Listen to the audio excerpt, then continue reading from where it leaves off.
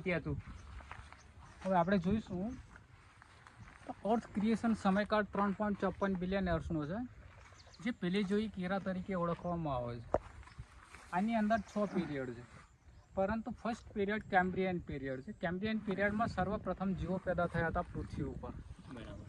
તો સર્વપ્રથમ જીવો પેદા થયા એમાં એમ્ફીબિયન એટલે એ અંગ્રેજી શબ્દ છે, તમને ખબર નહીં પડે. આપણે ગુજરાતીમાં હું તમને કહું, એમ્ફીબિયન એનો મિનિંગ છે દેડકો.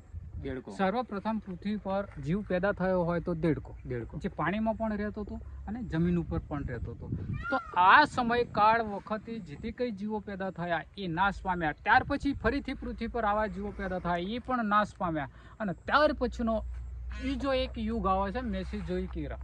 મેસોઝોઇક એરા એ 3 વિભાગમાં વહેંચાયેલું છે: ટ્રાયસિક, જુરાસિક અને ક્રેટેશિયસ.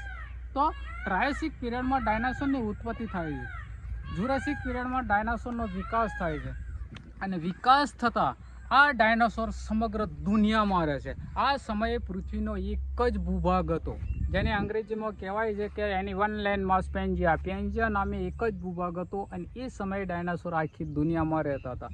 આ ડાયનાસોર પૃથ્વી પર 16 કરોડ વર્ષ સામ્રાજ્ય ભોગવેલું છે.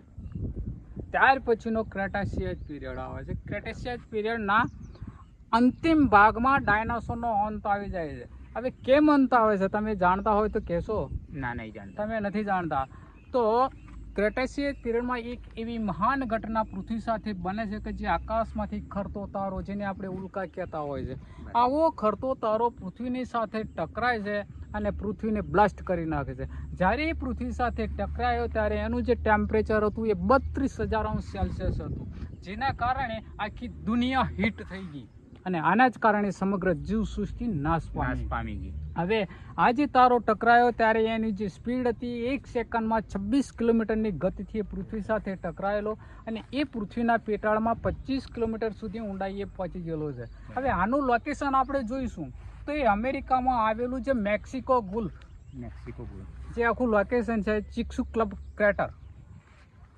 એ જગ્યાએ આ તારો ટકરાયેલો, જે અત્યારે એક મોટો ઓશન એટલે કે સમુદ્ર બની ગયેલો છે.